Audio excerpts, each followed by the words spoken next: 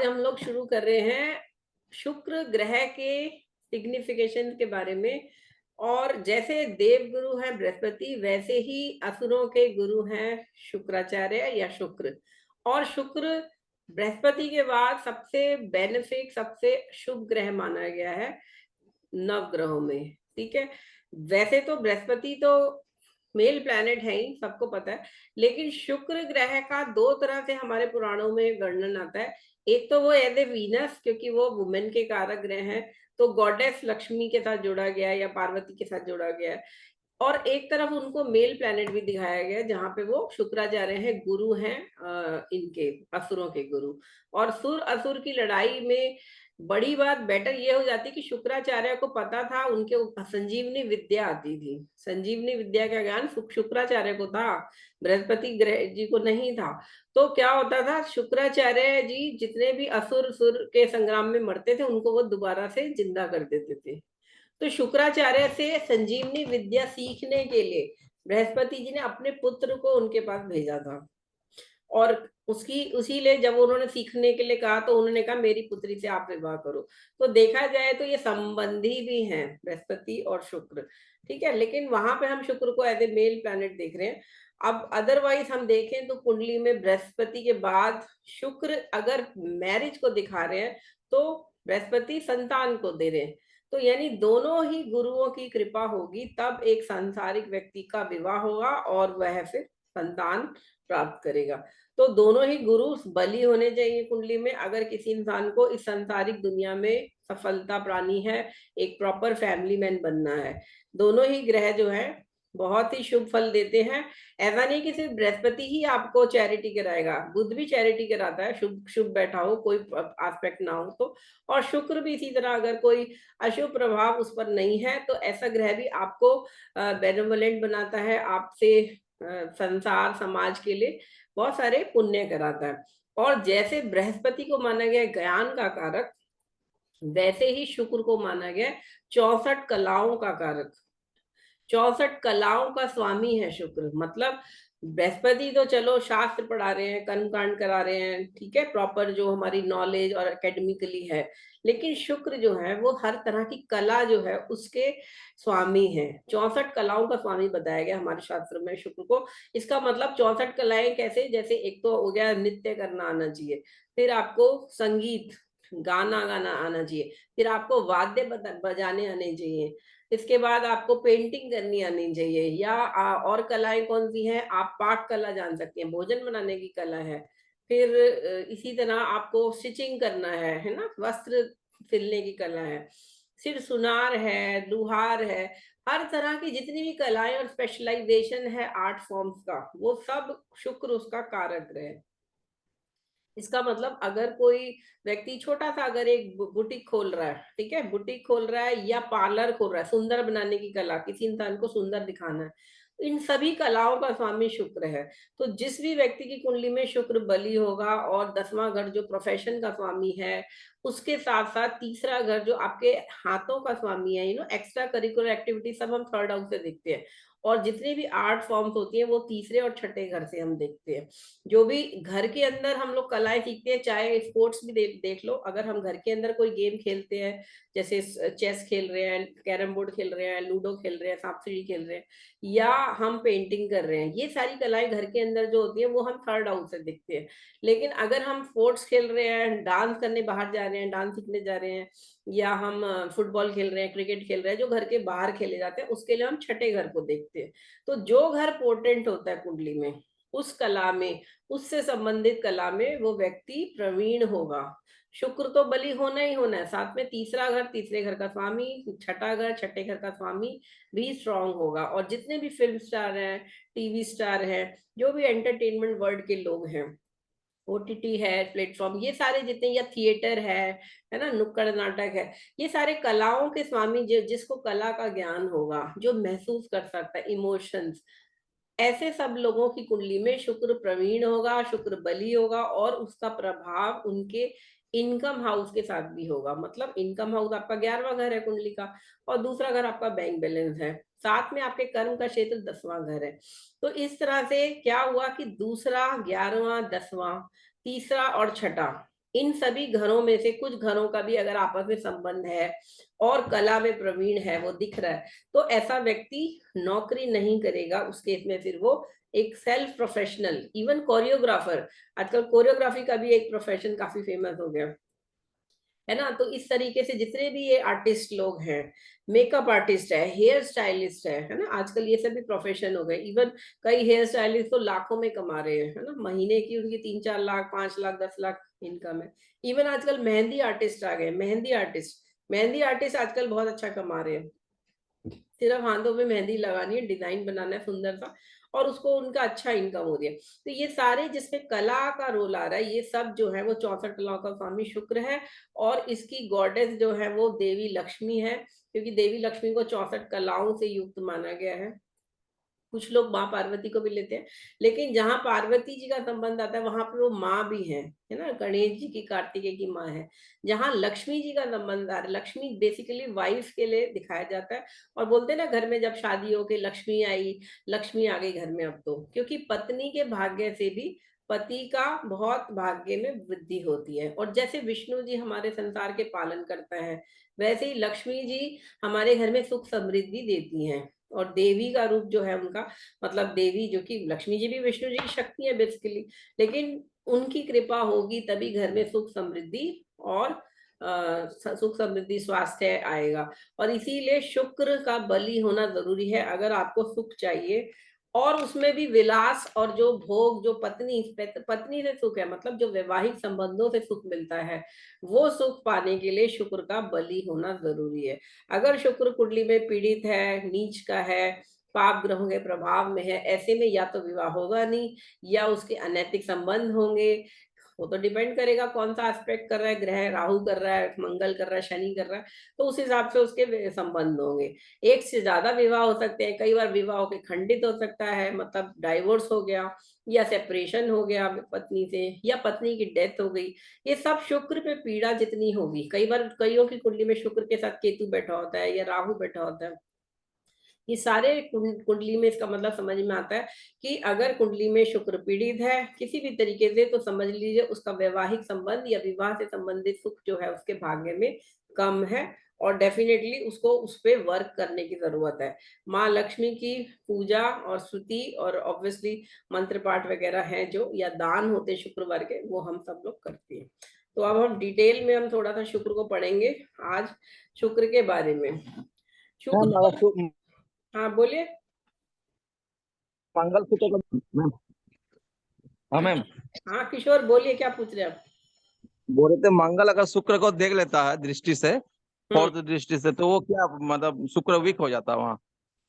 बिल्कुल, क्योंकि एक पाप ग्रह अगर शुक्र पे आ गया तो पाप ग्रह का प्रभाव है कि उसके अंदर तामसिक इच्छाएं बढ़ जाएंगी। ऐसा व्यक्ति हो सकता है, उसे सेक्स के लिए वो पागल भी हो सकता है, मतलब उसको, मतलब वो अपनी वाइफ से उसकी इच्छा के बिना भी सेक्स करना चाहेगा, और डेफिनेटली रेप भी कर सकता है इन द केस, अगर उसको अपनी पत्नी से वो सुख नहीं मिल रहा तो वो और स्त्रियों की तरफ भी आकर्षित हो सकता है, और डेफिनेटली वो हार्म भी कर सकता है किसी तरह से समाज को।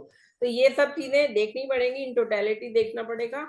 ऐसा नहीं है शुक्र और मंगल की युति हो रही है तो शुक्र और मंगल पैशनेट बनाते हैं इंसान को, लेकिन कितना शुभ प्रभाव है, कितनी डिग्री पे वो क्लोज है, कहाँ से देख रहे हैं, ये डिपेंड करेगा कौन से घर से देख रहे हैं, किस दृष्टि से देख रहे हैं।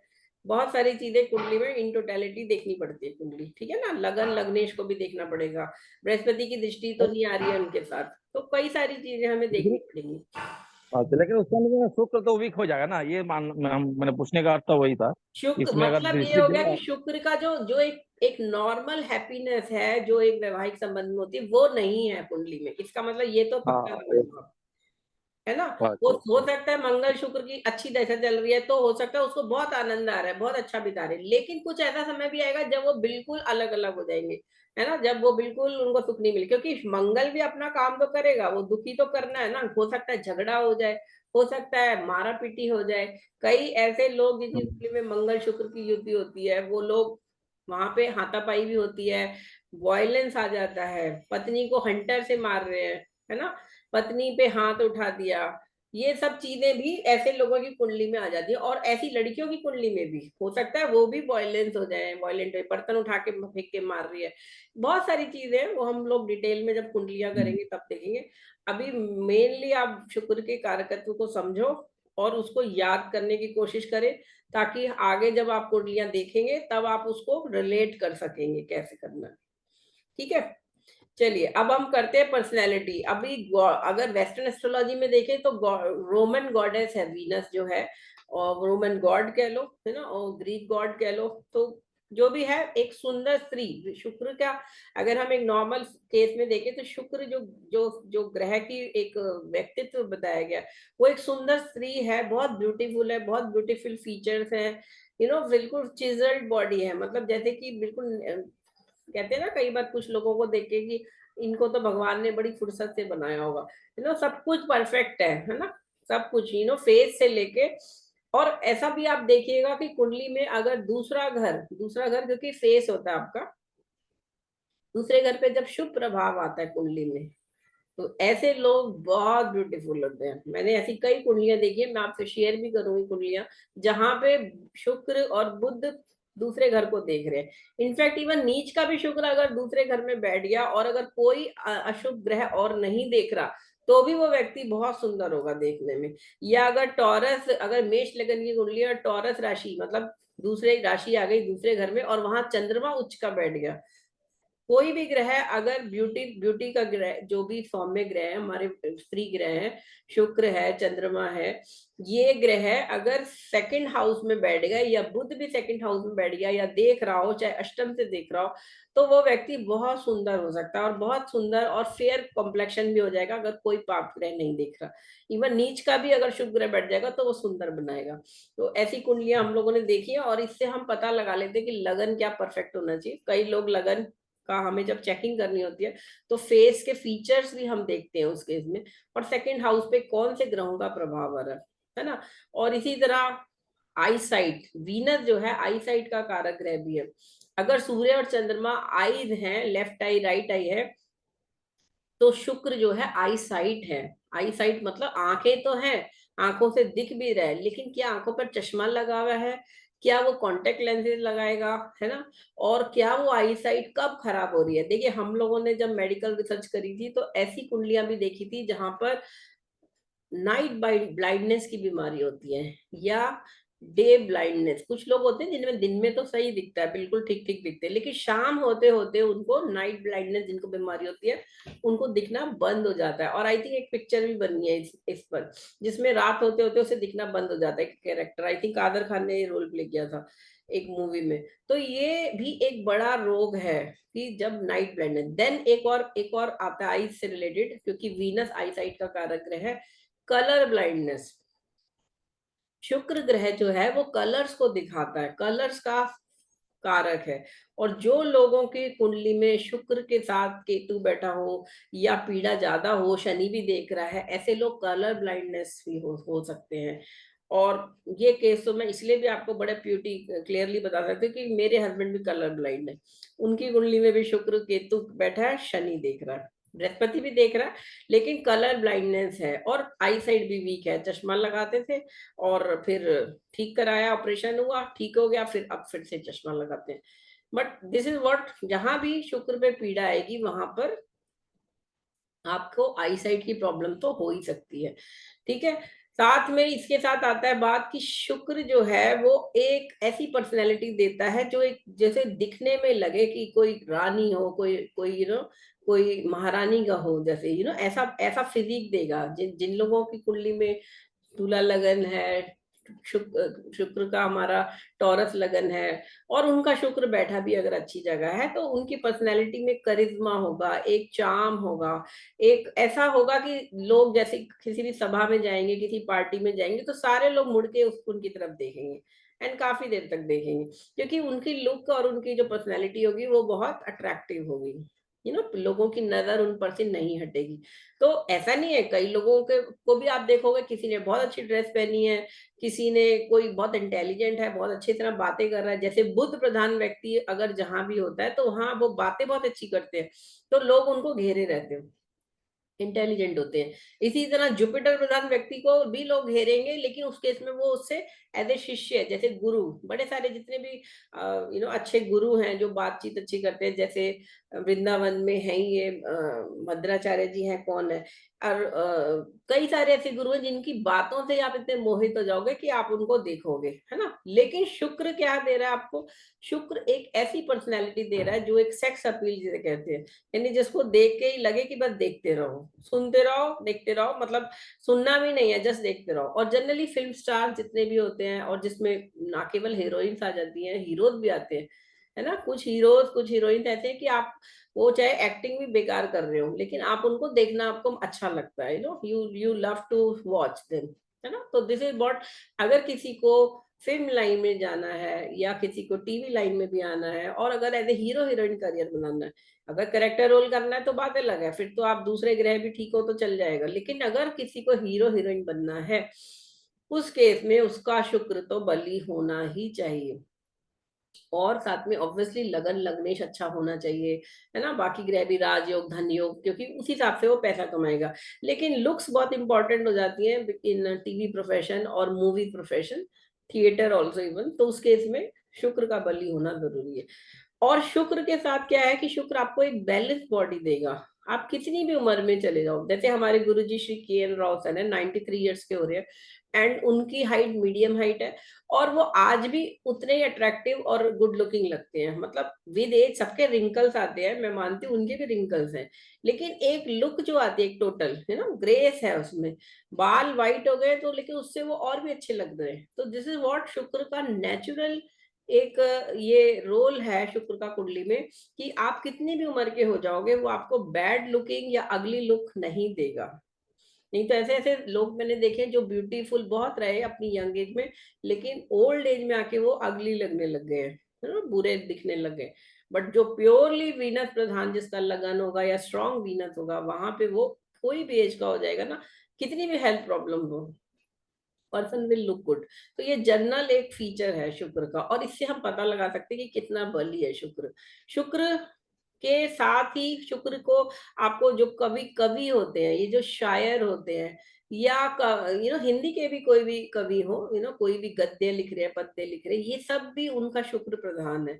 क्योंकि किसी भी इमोशन को एक कविता की फॉर्म में डालना, या गीतकार जो है, लिरिक्स राइटर, फिल्मों में जो सॉन्ग्स के लिरिक्स लिखते हैं, ये लोग भी इनका वीनस प्रधान है। साथ में उसमें क्या हो जाएगा, जो क्योंकि वो राइटर है तो उसका थर्ड हाउस स्ट्रांग हो जाएगा, थर्ड लॉर्ड स्ट्रांग हो गया।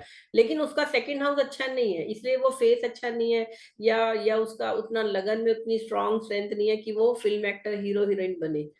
लेकिन उसका थर्ड हाउस अच्छा है और उसका वीनस अच्छा है, तो इस केस में वो लिखने का काम करेगा, है ना। कई ऐसे कोरियोग्राफर है, जैसे सरोज खान, जो एक जिनकी डेथ भी हो गई, डांस कोरियोग्राफर।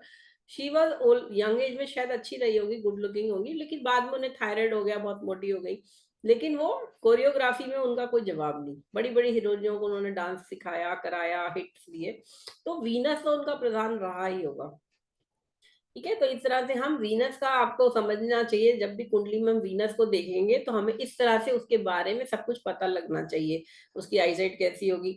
हमारे पास जब कुंडली आती है, वेदांत ज्योतिष में 2007 से वेबसाइट बनाई है, तब से कितने लोग हैं जिनको हमने कभी नहीं देखा आज तक। ठीक है, बट वो उन्होंने कुंडली दी, हमने उनके बारे में, उनकी शक्ल से लेके हाइट तक, उनके बाकी सारे बायोफैक्ट्स भी, भाई बहन प्रोफेशन, वो सब तो प्रिडिक्शन में आती है।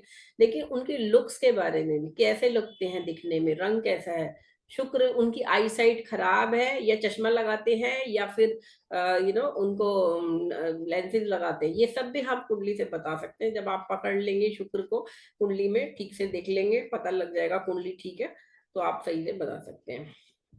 साथ में यहाँ पे शुक्र जो है वो आपको बना रहा है, शुक्र आपको दे रहा है यहाँ पे curly hair. Now this is very very important. जहां पे लोगों के बाल घुंघराले होते हैं, जैसे भगवान कृष्ण के बाल घुंघराले थे, है ना, उनके जो बालों का वर्णन है हमारे भागवत पुराण में और दूसरे पुराणों में, कि कृष्ण के बाल कर्ली हैं। तो याद रखिएगा, जो व्यक्ति म्यूजिक डांस में अच्छा होगा, है ना, उसके बाल कर्ली होंगे। इवन आप डांस शो देखते हो टीवी पे, या आप कोई इंडियन आइडल या जो भी सिंगिंग कंपटीशन, रियल शोज होते हैं, कंपटीशन, इन सब में जिनके बच्चों के बाल घुंघराले होते हैं, या उनको थोड़ा सा उनकी लुक्स में भी आप समझ सकते हैं कि इनका शुक्र बली है, और वही लोग जीतते भी हैं प्योरली। अच्छा, एक और बात याद रखिएगा, मैंने तो खैर लोगों को देखा भी ऐसे फिल्म लाइन में। एक बार मेरे पास, मेरी बैंक में ब्रांच में एज ए ब्रांच हेड जब मैं थी दिल्ली में, तो उसमें एक मॉडल मेरे पास आया, मतलब वो अकाउंट उन्हें खोलना था बैंक में मेरे, और उनके बाल खूब घुंघराले थे, 6 फुट हाइट थी, खूब अच्छी लुक थी। He was a purely Venus based person. जब वो मेरे से बात कर रहे थे ना, बात करते करते भी मुझे समझ में आ रहा था, मैंने उनकी कोई कुंडली नहीं देखी, लेकिन मेरे को ये समझ में आ गया है वो प्योरली वीनस, मतलब बाद में जब उन्होंने मुझे कुंडली वगैरह पूछी या बताई, तो मुझे समझ में आ गया कि उनके, ही सेड उनके 20 अफेयर चल रहे हैं, 20 अफेयर एट ए टाइम चल रहे हैं। मतलब ऐसा व्यक्ति जो होगा जहां बहुत ज्यादा स्ट्रांग हो जाएगा वीनस, उसको अपने ऊपर भी कंट्रोल नहीं होगा, वो फिर क्या करेगा, वो multiple affairs at a time, same time. उसको सिर्फ औरत चाहिए, बिकॉज वो खुद भी आदमी वैसा ही है कि उसको सेंशुअल है, वो बहुत सेंशुअल, मतलब वो sex is a main need, है ना। अगर कोई गुड लुकिंग है, कोई अच्छा है, तो वो उसको प्रपोज कर देगा, और वो भी बिकॉज वो पर्सन खुद भी गुड लुकिंग है, तो दोनों इन्वॉल्व हो जाएंगे फिजिकल रिलेशनशिप में। तो शुक्र अच्छा होना चाहिए कुंडली में, लेकिन बहुत ज्यादा अगर एग्जॉल्टेड है और बहुत ही ज्यादा पावरफुल हो गया, उसी की दशा चल रही है, तो ऐसे में तो फिर वो व्यक्ति बहुत multiple affair, multiple women, multiple marriages ऐसे देगा। मैं आप लोगों को एक कुंडली कराऊंगी जहां 9 विवाह हुए हैं। हंगरी की एक हीरोइन थी, जदा जजा गैबर, उनकी कुंडली में आपसे शेयर करूंगी, हम जब दशा भी करेंगे। उन्होंने 9 विवाह करे, ये Guinness book of world records में मेंशन्ड है। तो ऐसे भी कुंडलियां हैं जहां वीनस बहुत स्ट्रांग होगा, बहुत ब्यूटीफुल भी थी वो, ठीक है, हीरोइन है, लेकिन मैरिज भी होती है फिर टूटती है, मैरिज होती है फिर टूटती है, फिर डाइवोर्स होता है। क्यों? क्योंकि वीनस तो स्ट्रांग है, लेकिन फिर मंगल भी देख रहा है ना, सूर्य भी देख रहा है, वो भी अपना काम करेगा। तो ये चीजें हमें डिफरेंशिएट करनी आनी चाहिए कि कोई व्यक्ति किस तरह से, उसका तत्व हमें पकड़ना है कि वो व्यक्ति का अल्टीमेटली इंटरेस्ट कहाँ जाएगा, वो क्या करेगा। अब अगर ग्रहों के रूप में देखें, तो वीनस तो ब्राइटेस्ट है सारे ग्रहों में। हम अगर अपनी नेकेड आई से देखें ना, तो हमें वीनस दिख जाएगा सबसे चमकीला तारा कह लीजिए, या ग्रह जो कह लीजिए, जब हम आसमान में देखते हैं तो तारे तो ट्विंकल करते हैं, लेकिन जो ग्रह होते हैं, प्लैनेट होते हैं, वो ट्विंकल नहीं करते हैं, मतलब वो जलबुझ नहीं होते, वो बिल्कुल वैसी चमकते रहते हैं लगातार। तो शुक्र को ब्राइटेस्ट माना गया, और इसको ट्विन सिस्टर भी कहा है पृथ्वी की, क्योंकि इसका जो वेट है ना, जो वेट है इसका ऑलमोस्ट सेम है जैसे कि पृथ्वी का, slightly smaller than earth. 95% of earth diameter है इसका, और जो अर्थ का जो वेट है, जो पृथ्वी का वेट है, मास है, उसका 80% है शुक्र का वेट। तो देखा जाए तो ट्विन सिस्टर की तरह ही लगता है, लेकिन इसीलिए कई हमारे जो एस्ट्रोनॉमर्स हैं, नासा के साइंटिस्ट हैं, या और दूसरे कंट्रीज के बड़े बड़े साइंटिस्ट, वो ये ढूंढना चाहते हैं क्या शुक्र पर पानी है, क्या शुक्र पर जीवन हम बसा सकते हैं, क्योंकि पृथ्वी, एक समय के बाद पृथ्वी पे रहना मुश्किल हो जाएगा, और उस समय एक और कोई ग्रह चाहिए होगा, और हो सकता है हम आगे जाके, आगे 300-400 सालों बाद किसी और ग्रह पर शिफ्ट हो जाएं, और वहां पे हो सकता है शुक्र ही हो उसमें से एक ग्रह, क्योंकि पहली नीड तो पानी है और फिर ऑक्सीजन है ना, इंसान के लिए तो डेफिनेटली ये दो चीजें चाहिए। और हमारे शास्त्रों में तो हजारों साल पहले बता दिया था कि चंद्रमा पर पानी है, और अब नासा ढूंढ के बता रहा है कि हाँ, चंद्रमा पे पानी है। शुक्र भी पानी प्रधान ग्रह है, वाटरी प्लेनेट है। हो सकता है शुक्र ग्रह पर भी पानी मिले, बट अभी स्टिल हमारे साइंटिस्ट को इसे ढूंढना है, पता करना है, वैलिडेट करना है। लेकिन शुक्र को पानी प्रधान ग्रह माना गया, तो ये मान के चलिए जितने भी वाटरी प्लैनेट है, ये हमें इमोशनल बनाते हैं, सेंसिटिव बनाते हैं। तो जैसे चंद्रमा हमें भावुक बनाता है, सेंसिटिव बनाता है, वैसे ही शुक्र भी बनाता है। लेकिन जहां चंद्रमा माँ है, वहां शुक्र पत्नी है, तो दोनों के भावों में थोड़ा फर्क हो गया। अगर दो पुरुष, एक एक पुरुष है, एक स्त्री है, सपोज दो वो मैरिड भी नहीं है, है ना, ऑलमोस्ट सेम एज की है, अब वो एक ऐसी विकट परिस्थिति में फंस गए हैं, तो वहां पे एक, अगर वो स्त्री चंद्रमा प्रधान होगी ना, तो वो उसको एज ए मदरली बिहेव करेगी, एज ए मदरली मतलब बहन की तरह बिहेव करेगी, जैसे भाई है। लेकिन वहां पे अगर वो सिर्फ चंद्रमा प्रधान उसकी कुंडली नहीं है, शुक्र प्रधान हो गई कुंडली, तो ऐसे में वो फिर उसकी प्रेयसी या प्रेमिका बन के बिहेव करेगी उसके साथ। तो this is the nature difference, आपको समझना है। दोनों ग्रह स्त्री प्रधान ग्रह हैं, लेकिन दोनों भावुक भी हैं, इमोशनल भी हैं, लेकिन दोनों अलग तरह से बिहेव करेंगे। तो शुक्र हमेशा आपको spouse, fertility, beauty, sex, marriage, married related affairs, और उसी तरह से जो भी फिजिकल रिलेशनशिप्स हैं ऑपोजिट जेंडर के साथ, वो दिखाएगा। अब बात होती है अगर लेस्बियन है या गे है, तो उस केस में शुक्र पर शनि और बुध का प्रभाव तो होगा ही होगा, और वो प्योरिटी के साथ नहीं होगा। शुक्र ऐसा हो सकता है राहु केतु का रोल भी आ जाए। तो बड़े सारी चीजें हमें शुक्र को लेके देखनी होती है, इसीलिए जब योग करेंगे तब आप लोग ये देखोगे कि शुक्र के साथ जो योग बनते हैं वो कैसे इंसान के उसकी जो सेक्सुअल नीड है उसको डिफाइन करते हैं, है ना। सेक्सुअल नीड इंसान की किस तरीके से है। कई लोगों को अपने से उम्र से बहुत बड़े लोग अच्छे लगते हैं, 20-25 साल बड़े लोग, 40 साल बड़ा भी इंसान पसंद है ना। वो चीनी का मैं एक मूवी आई थी जिसमें तब्बू को बना दिखाया था 30 में 32, और उसके फादर से भी ज्यादा उम्र का अमिताभ बच्चन को दिखाया, जो मे बी 65-70 दिखाया, और उनका अफेयर हो जाता है।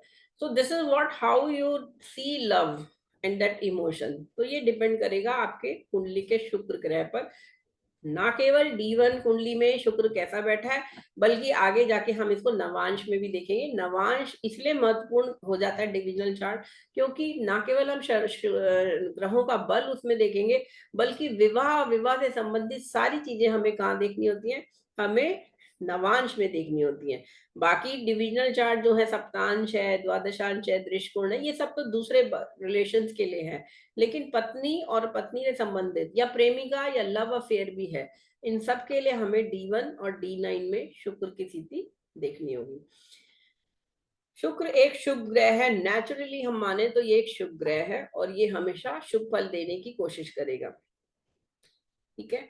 शुक्र के लिए अगर पीड़ित है कुंडली में, तो डेफिनेटली आपको किसी देवी की स्तुति करनी चाहिए, और देवी में भी कौन सी, जो सौम्य देवी है। देखिए उग्र देवी भी है, जैसे काली है, माँ काली है ना, माँ दुर्गा है, ये उग्र देवी में आती हैं। और जो माँ लक्ष्मी है या माँ पार्वती है, ये हमारी सौम्य देवी है, और शुक्र के लिए हमें एक सौम्य देवी की उपासना करनी चाहिए।